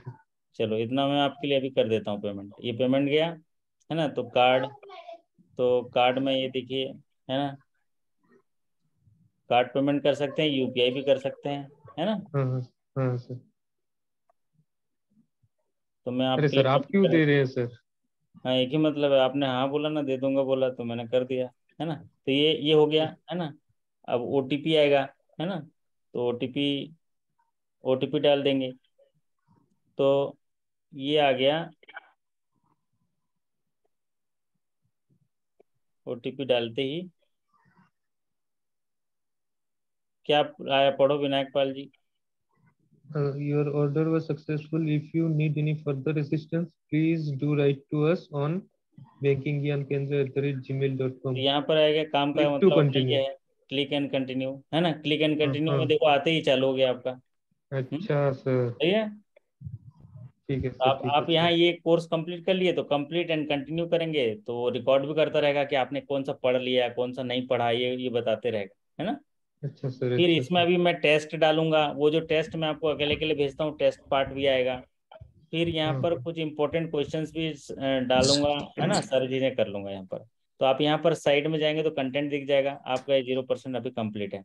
अब आप सीधे इस पर क्लिक करके यहाँ पर भी जा सकते हो, जहाँ से इमरजेंसी क्रेडिट लाइन है तो यहाँ पर जा सकते हो, है ना। हाँ हाँ सर, ये यहाँ पर जा सकते हो, ये वीडियो आ जाएगा, ठीक। ठीक और है सर, ठीक। ये आगे भी ये दे रहा है, ये चीजें आपको सजेशन दे रहा है, ये लाइन से हैं, आपको हाँ नेक्स्ट हाँ वीडियो आ जाएगा, है ना। हाँ हाँ सर। तो ये एक अच्छा इंटरफेस दिखा है, नोट रिफंड वैल्यू रूल्स देखने हैं तो आपको ये आ गया। ठीक है। सर ये इतना आपके करने के लिए सर सजेशन दे टाइम रहे कैसे मैनेज करते हैं सर आप? हैं। बहुत न इतना जाने हाँ, टाइम ये कैसे? वही मैं भी पूछने वाला था सर। न जाने ये किन की दुआओं का असर है, मैं डूबता जाता हूँ और समंदर मुझे उछाल देता है। आप ही लोग की सर तो एक दुआएं हैं, आप लोग एक रास्ता क्लास सर दिखाते। टाइम मैनेजमेंट का भी हम लोगों को दे दीजिए सर, टाइम बहुत मैनेजमेंट के मेहरबानी। लिए सर जी जरूरी है। सर, वही टाइम मैनेजमेंट का बहुत जरूरी है हम लोग को। हाँ पढ़ाई का टाइम ही नहीं मिलता है सर। हाँ हाँ, टाइम मैनेजमेंट के लिए कुछ कुछ चीजें हैं, कुछ चीजों को त्यागना पड़ता है। एक दिन सेशन में वो डिस्कस कर दूंगा, पीपीटी के माध्यम से बता दूंगा। वैसे हर संडे को एक सेशन हम जो है आपके जीवन के निखार के लिए हम लोग बनाते हैं। कल भी एक सेशन छोटा सा रखूंगा 1 घंटे का, लेकिन कल एक मेजर जो सेशन रखेंगे हम 2 घंटे का, वो रहेगा आपके इंपॉर्टेंट क्वेश्चन और करंट बैंकिंग में चेंज हुआ है। अगर 1 साल के अंदर बैंक में जितने सारे चेंज हुए हैं उनको हम कल कवर कर देंगे। कल के सेशन में 1 साल में जितने बैंकिंग में चेंज हुए हैं, 70 चेंजेस हैं शायद, तो 10-15 चेंजेस अभी हमने पढ़ लिया, 50-60 चेंजेस और हैं, उनको हम कल कर लेंगे। तो कल संडे है ना। तो कल हाँ हाँ सर, अ, तो अब कल झगड़ा नहीं होना मांगता विनायक पाल जी, हैं आपकी शादी हो गई ना श्योर। विनायक जी। हाँ सर। हाँ, तो बीवी से झगड़ा नहीं होना मांगता, नहीं तो पढ़ने नहीं मिलेगा, है ना। देखो, हाँ सर, श्योर। तो कल मैं मेंटली प्रिपेयर कर दिया। देखो, तो पहला तो इस जो आपका टाइम मैनेजमेंट यही हो गया कि बीवी से झगड़ा ही ना हो, तो टाइम मैनेज हो तो गया। ससुराल भेज दूंगा सर। ऐसा नहीं करना भैया। घर वो भी सिखाएंगे। वो तो वो तो मेरे लिए भी अच्छा है ना सर। बट इसका मतलब ये नहीं है कि उनको उनका पल्लू पकड़ के बैग लेके मार्केट नहीं जाना, ठीक है, वो भी काम कर लेना, ठीक। हाँ तो संडे में के दिन एक आपको फंडा दे रहा हूँ, आपको जल्दी उठना है 5:30 बजे, ठीक है। और हो सकता है मैं कल 4:45 बजे उठूँ, क्योंकि हम 4:45 बजे उठ के उनको लेके जाना है घुमाने, ठीक है। सुबह घुमाने लेके जाओ, उधर ही से ही बढ़िया पोहा जलेबी गर्मा गर्म और बढ़िया सा नाश्ता करा लो, जो उनकी पसंद है। सर आप तो सर गेम पैसे खेलते हो खिदमत, सुबह के टाइम। पैसे खिदमत, ठीक है। सर आप तो गेम खेलते हो सुबह के टाइम। सुबह अभी गेम नहीं चल रहा, बारिश की वजह से अभी डिस्टर्बेड है। तो अभी क्या है, बारिश हो रही है ना, तो इसीलिए वहां पर वो गेम नहीं चल रहा है। तो कल छुट्टी है, छुट्टी के दिन जल्दी उठ जाओ और उनको लेके जाओ घुमाने के लिए, उनसे बातें करो, और बातें कम करना, उनकी सुनना ज्यादा। और जो भी बोले हाँ बोलना, दिमाग नहीं लगाना बैंक की तरह, है ना। जो भी बोले यस यस मैडम। वो बोले जलेबी खाना चलिए, मना नहीं करना है। समोसा खाना चलिए, आपको मन इच्छा हो चाहे ना हो, खाना है यस, जहाँ चलना है यस चलिए जी मैडम, दरवाजा खोलिए, सब करिए, और ना। तो क्या होगा, 7 बजे तक अच्छा जहाँ नाश्ता मिलता है बाजार में, जहाँ खुला रहेगा गरम गरम, सब करा के ले आइए। फिर आप देखिए एक चमत्कार होगा कि आपके लिए बेहतरीन चाय वाय जितनी बार बोलोगे उतनी बार मिलेगा, है ना। हमने पूरा चेक करके देख लिया, ट्रस्टेड है। तो हम जितनी बार चाय मांगे कभी मना नहीं होती, है ना। शक्कर खत्म हो गया तो पड़ोसी के घर से शक्कर आएगा, लेकिन चाय मिलेगी। तो ये जज्बा है, मतलब आप जितना करोगे आपको उतना मिलेगा, डेबिट क्रेडिट बराबर। क्या, डेबिट क्रेडिट बराबर, ठीक। तो ये बात फंडा है जीवन का। हम बैंकिंग में काम करते हैं, 100 रुपये, सब डुअल सिस्टम है, डुअल सिस्टम, जितना आप दोगे उतना आपको मिलेगा, और हो सकता है उससे ज़्यादा मिले, क्योंकि इंटरेस्ट भी मिलता है ना मिश्रा जी, रामनिवास मिश्रा जी, हाँ बोल रहे हैं, इंटरेस्ट भी मिलता है ना, इंटरेस्ट भी मिलता है, तो ज़्यादा मिलेगा, तो हम देते हैं। और देखो आरबीआई जब लोन देती है तो उसको ज़्यादा मिलता है, इंटरेस्ट मिलता है, बराबर विनायक जी, है ना? तो आप हाँ दोगे सर। तो आपको ज़्यादा मिलेगा इंटरेस्ट, और लोगे तो कम मिलेगा, ठीक है? तो इसलिए आप दोगे उनको, तो एक हर दिन संडे का रहता है, तो आप अपने हिसाब से मैनेज करिए। और आप सभी बेहतरीन हैं, लाजवाब हैं, शानदार हैं। आप सभी से विदा लेता हूँ। ये क्रेडिट पॉलिसी, एचआर पॉलिसी करेंगे, है ना, एचआर पॉलिसी करेंगे।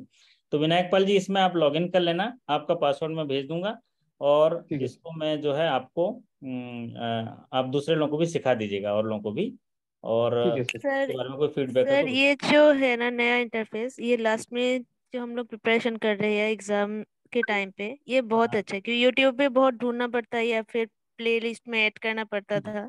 यस यस, ये बहुत अच्छा है, ये एकदम ये अच्छा टाइम है। सेविंग, बहुत जितना मैंने देखा बहुत टाइम सेविंग है, ओके गुड। क्विक क्विक मिल जाता है। क्विक मिल जाए, तो आप ही लोगों के सजेशन के आधार पर ही तो, आप के आधार पर मैं चेंज करता रहता हूँ, तो इसको चेंज किया है, और ये वेल प्रोटेक्टेड है। दूसरा, कई साथियों ने बोला कि सर शेखर जी का पासवर्ड कहीं यूज हो रहा है, किसी को पासवर्ड देखने के लिए आ जाता है, यूज करता, मल्टीपल लॉगिन में, बताया ना, एक व्यक्ति के पासवर्ड को 100 लोग लॉगिन कर रहे थे, तो कोई घुस जाता था। तो ये सारी चीजें इसमें नहीं होंगी। अभी अभी विनायक जी चाहें तो भी पासवर्ड भी दे दूंगा तो लॉगिन नहीं कर पाएंगे, क्योंकि मेरा यहाँ लॉगिन है, ठीक है? अच्छा। ये अच्छा है ना, समझे। कि हाँ एक बहुत अच्छा है सर। हाँ, अनुशासन भी रहेगा, और प्लस आप लोग मेरे साथ इतना जुड़े हुए हैं, इन्वेस्ट किया हुआ है, तो उसका बेनिफिट आपको है, तो इसका भी फायदा रहेगा। और सर कोई जी ये कमर्शियल प्रोमो टर्म्स कोड में आप मैं काम दोगे नहीं क्या? करता, मैं कमर्शियल टर्म्स पे काम नहीं करता हूँ, पैसा मेरे लिए बड़ी बात नहीं है, मेरे को तो आप मेरे जैसा आपको बनाना है। ये देखो रथिंदर बारो कितना स्मार्ट लग रहा है, तो यही स्मार्टनेस हमको बैंक में भी दिखना है, यही स्मार्टनेस हमको घर पे भी दिखना है, यही स्मार्टनेस हमको हर फेस्टिवल त्योहार में भी दिखना है। तो एक मेजर रोल प्ले हमको सब जगह करना है। रोल प्ले सिखाने के लिए मैं आपके साथ जुड़ा रहता हूँ। रोल प्ले क्या होता है? अभी क्या रोल है शेखर जी आपका? अभी आप स्टूडेंट हो, मैं टीचर हूँ, तो आपका सारा आचार व्यवहार स्टूडेंट की तौर पे होना चाहिए, ठीक है? आपको सर बोल रहे हैं बिलीव से करना चाहिए, वो बोल रहे होंगे। अगर अपनी बात भी रखनी है तो विनम्रता से अलग तरीके से रखना है। फिर यहाँ जैसे ही सेशन खत्म हो जाएगा, आपका रोल प्ले क्या हो जाएगा? आप घर परिवार के हो जाएंगे, किसी के पति हो जाएंगे, किसी के बाप हो जाएंगे, पिताजी हो जाएंगे। तो पति का रोल प्ले क्या बोलता है कि वाइफ का पल्लू पकड़ के उनके पीछे पीछे घूमना, वो रोल प्ले है ना? जो रोल प्ले है वो करना है, ठीक है?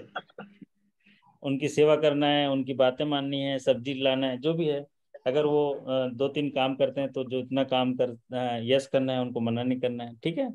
तो हाँ वैसे तो है। रोल प्ले करना है। फिर जब बैंक में जाएंगे तो बैंक में आप मैनेजर हो जाओगे, हमारे Raju Narayan ji single window operator हो जाएंगे, कोई कोई स्किल वन हो जाएगा, तो वो रोल प्ले करना है। सबका ड्रेसिंग सेंस, सबका हाव भाव, बातचीत, डायलॉग सबका अलग अलग होता है। जैसे हनुमान देखे हो ना, हनुमान, हनुमान जो है, अगर हनुमान आप बने हो रोल प्ले में, तो आपको वो नाक बड़ी करनी पड़ेगी, पूंछ लगानी पड़ेगी, एक्टिविटी वैसे करनी पड़ेगी, डायलॉग ऐसे बोलना पड़ेगा। रावण के पास अलग डायलॉग, भगवान श्री राम के पास अलग डायलॉग बोलना पड़ेगा। ठीक उसी तरह वही रोल प्ले है हमारा, है ना? अब हनुमान जाके रावण के पास जाकर दे दे दे दे भैया, दे दे सीता मैया को दे दे, तो थोड़ी ना रहेगा डायलॉग। ठीक उसी तरह हमको भी डायलॉग चेंज करना है। रिकवरी में जाना है तो अलग डायलॉग, बिजनेस करने जाना है तो अलग डायलॉग, बैंक में काम करना है तो अलग डायलॉग। चलिए, तो वैसे अभी तो ये हम लोग थोड़ा बात कर लेते हैं, ये इसका प्रमोशन एग्जाम से कोई संबंध नहीं है, लेकिन फिर सर भी जी, आपको सीखने मिलता है जी। सर जी ये प्रोमो कोड आप दोगे, कैसे मिलेगा? हाँ, प्रोमो कोड मैं दूंगा। प्रोमो कोड सब व्यक्ति अच्छा के लिए एक बार रहेगा, वन टाइम यूज होगा, promo code one time use होगा। तो जी। प्रोमो कोड जो होता है अलग अलग व्यक्ति के लिए अलग अलग होगा, मुझे पता रहता है किसको प्रोमो कोड देना है, तो वो जी आप मुझसे बात कर लेंगे या व्हाट्सअप कर लेंगे, तो मैं प्रोमो कोड आपको दे दूंगा। आप एक बार यूज करिएगा, प्रोमो कोड एक्सपायर हो जाएगा, ठीक है? जी। और जो भी दिक्कत आएगी सुबह, जैसे कल आप जो है 8 बजे से लेके 11 बजे तक मेरे से भी पूरा बात कर सकते हैं। फिर हम 12 बजे से एक सेशन करेंगे, 12 बजे से लेके 1:30-2 बजे तक एक सेशन करेंगे, और एक इवनिंग में सेशन करेंगे। तो कल 2 सेशन करेंगे, थोड़ा बड़े सेशन होंगे, कल के सेशन में हम लोग सारे इम्पोर्टेंट अपडेट्स बैंक के करंट जितने भी 1 साल के हुए हैं बैंकिंग में चेंज छोटे बड़े सब कवर कर लेंगे। फिर उसके बाद हम लोग पॉलिसी मैटर पे चर्चा करेंगे, जैसे एमपीजीबी का पॉलिसी हो गया, एक पॉलिसी एमपीजीबी का कर लेंगे, एक टीजीबी का कर लेंगे, और बीच बीच में कुछ नए क्वेश्चंस आएंगे उनको भी कर लेंगे। तो पॉलिसी सब हो जाएंगे, पॉलिसी के लिए आप घबराइए नहीं। और लेकिन एक काम आपको करना है, जो रिटेल लोन्स होते हैं ना उनको आप लोग कर लेंगे तो बेहतर होगा। लोन्स 48 किस्म के लोन है आपके यहाँ, गोल्ड जी लोन है, एजुकेशन लोन है, तो उसका नोट्स आप डायरी में बना लीजिए। जी तो वो संभव नहीं हो पाएगा कि लोन एक एक लोन स्कीम डिस्कस करना। गवर्नमेंट लोन स्कीम डिस्कस कर लूंगा, और लेकिन पर्सनल जो बैंक के लोन है टीजीबी रिलेटेड या एमपीजीबी रिलेटेड वो आप लोग कर लीजिए तो बेहतर होगा। उसमें भी जी सिंपल सी बात मैंने बताया था, 4 चीजें देखनी है। क्या देखनी है लोकेश कुमार जी बता देंगे, क्या देखनी है लोकेश कुमार जी? एक लोन स्कीम आपके बैंक के उठाना है, क्या देखना है? सर जी, उनका एक तो क्वांटम ऑफ लोन देखना है, इसका क्राइटेरिया देखना है, सर और क्वांटम देखना है, रिपेमेंट देखना है, और रिपेमेंट है, रेट ऑफ एज है, age, margin margin eligibility, security. Security 5 चीजें मार्जिन। देखनी है। पहला चीज है क्वांटम ऑफ फाइनेंस, सबसे ज्यादा पूछा जाने वाला चीज है क्वांटम ऑफ फाइनेंस। जैसे आपकी बैंक में गोल्ड लोन की योजना है तो पूछेगा मैक्सिमम गोल्ड लोन की एलिजिबिलिटी कितनी है, तो 20 लाख है तो 20 लाख है ना। जी दूसरा इंपॉर्टेंट जो उसमें है आपका रिपेमेंट पीरियड। व्हीकल लोन है 4 व्हीलर के लिए, रिपेमेंट पीरियड कितना है मैक्सिमम। व्हीकल लोन है 2 व्हीलर के लिए, रिपेमेंट पीरियड कितना है। तो रिपेमेंट पीरियड विद मोरेटोरियम ये देखना है। तीसरा इंपॉर्टेंट जो चीज है वो है आपका जो सिक्योरिटी, सिक्योरिटी पार्ट, क्या सिक्योरिटी बिना सिक्योरिटी का है कि सिक्योरिटी का है। और चौथा है मार्जिन, मार्जिन मार्जिन जो कितना परसेंट मार्जिन है। और पांचवा है क्राइटेरिया, पांचवा प्रायोरिटी है क्राइटेरिया।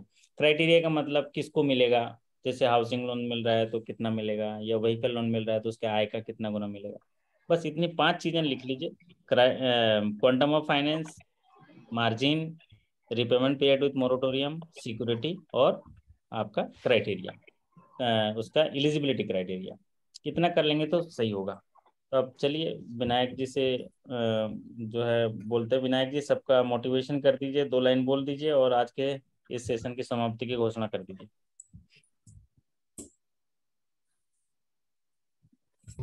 मोटिवेशन सर मैं क्या करूं, मतलब कितना मोटिवेशन मैं कर पाऊंगा पता नहीं, लेकिन फिर भी मैं इतना ही बोलूंगा कि हर टाइम अगर आपके साथ जुड़ा रहा तो एटलीस्ट अपडेट रह सकते हैं हम लोग। ओके सबका धन्यवाद कर दीजिए। थैंक यू एवरीवन, और शुभ रात्रि, और अच्छे से पढ़िए। हाँ तो अब ये भी बोल दीजिए कि जीवन में अगर शांति चाहते हैं तो बोलिए, जीवन में अगर शांति चाहते हैं, जीवन में अगर शांति चाहते हैं तो दूसरों की शिकायत करने से बेहतर है दूसरों की शिकायत करने से बेहतर है कि खुद को बदल लें। खुद को बदल ले। ठीक है, मतलब ठीक है हमें सर।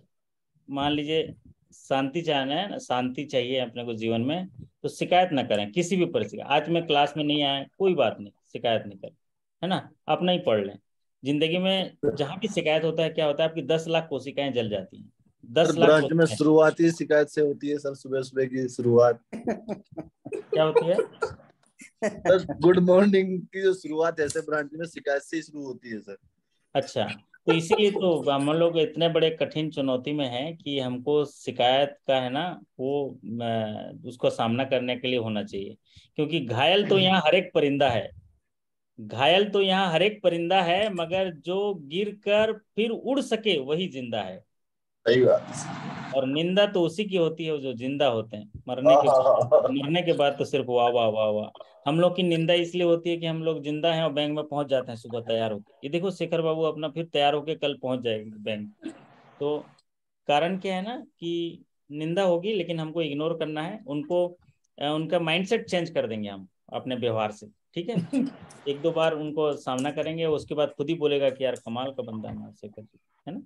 शेखर तो बन ही जाएगा, इसका नाम बहुत आता है, हमारी जुबान पे आता है, ये बदल ही जाएगा। बदल ही गया होगा। ठीक है, तो चलिए आप सभी से शानदार तरीके से जो रात में हम लोग कोशिश करते हैं उसको मैं आपको हौसला अफजाई करता हूँ। और ये जो सपनों की चिंगारी हमने जलाई है, ये मिसाल जलाई है, ये मिसाल जो है हमें आगे बढ़ने के लिए एक रास्ता दिखाता है और हम छोटे छोटे चीज़ों से करते हुए सरल तरीके से पढ़ पाते हैं। तो आपसे विदा लेता हूँ, फिर मुलाकात करेंगे कल। 2 सेशन का लक्ष्य है और जो है हम लोग 2 सेशन में कल काफ़ी कुछ करेंगे और सारा काम अपने व्यक्तिगत जीवन का भी करेंगे, पारिवारिक जीवन का भी करेंगे। इसी आशा भरोसे आपसे विदा लेता हूँ। बहुत बहुत नमस्कार। Thank you so much. Good night. नमस्ते, गुड नाइट शुभ रात्रि। Thank you sir, good night good sir. Night sir ji. Thank you promo sir, code good night WhatsApp में पूछ लीजिएगा, मैं दे दूंगा। ठीक है ओके सर।